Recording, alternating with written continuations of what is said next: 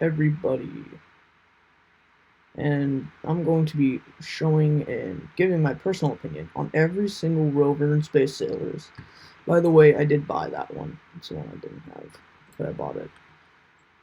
Alright, the first rover is a current one. This is the rover you get for free. You can use this one.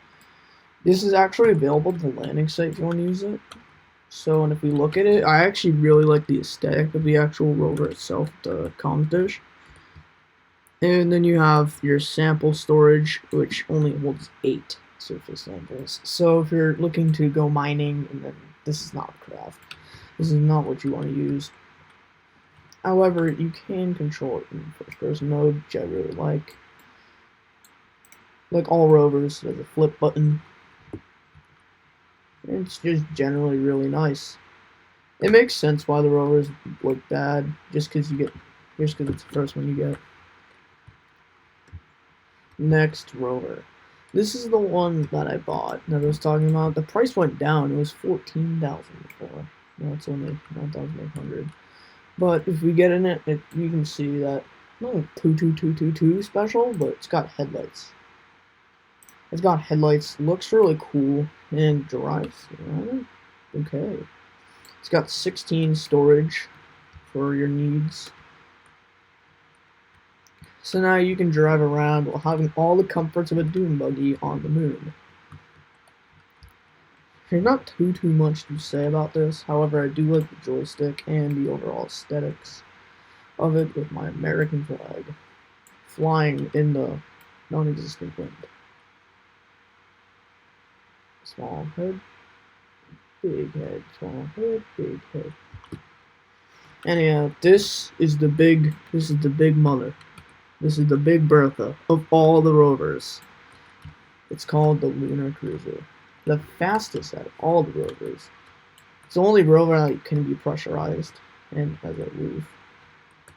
It's got room for 4 with like 10 people stand on the roof of this thing. 25 soil surface lunar sample or storage, whatever you want to call it. Your lander has 40, keep in mind. Like that's max you can take back of you. Anyway, this is truly the Big Bertha of all of them, which is why it's going to be the only one taking for a ride. It's also the only one with a boom box. I would play something, but I don't know if I'm going to get copyrighted. SAS. They got the SAS inverted, so off is actually on, but this is the only one with a battery and a way to recharge said battery. It has a solar panel, which if pointed at the sun will regenerate the battery. It also has oxygen, as you can see I'm using it. You can pressurize it so that no one can get inside. Keep in mind, people can still ride on the comms dish. I didn't grab a pickaxe, there's not much to do, so I'll just cruise around for a bit with this. This is a super short video, but I overall think it came out really good. Just, you know, if you didn't want to make the big leap to purchase this thing. And this thing actually used to be 18 Robux, but there is no way to buy it with in-game currency, since in-game currency was not out yet. And you can do this, so I really like the rover.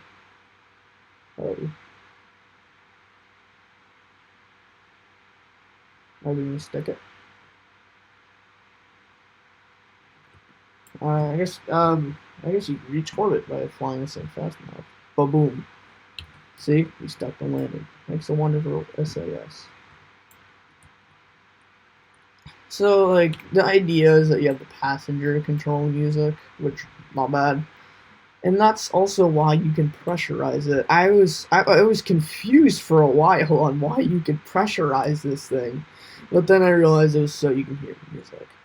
I've never actually tried out that feature, though. The dorms have a similar thing. I think it's the exact same model, actually. So here you can see me doing some stunts and flopping on my face. Drop on the deck, flop like a fish.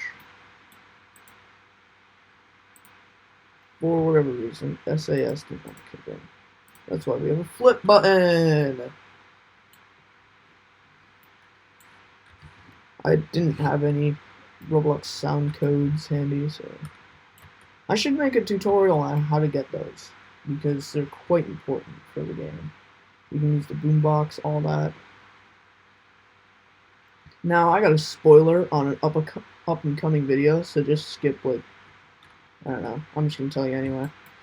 So I will be remaking this entire like game basically in Kerbal Space Program, where you can go to the International Space Station, you can go to the LGSS Lunar Gateway Space Station, and you can use a lander like this, drive a rover like this. So yeah, up and coming. I did spoil the entire thing, however, I'm still working on all the crafts. The only craft I completed was the actual SLS that will get you to the moon. The Soyuz craft I'm still working out. It's not very realistic at the moment. I did use mods to get it to work though. I used tweak scale to tweak up the engines so that they're 5.7 meters in diameter. Yeah, I went a little crazy, but it works.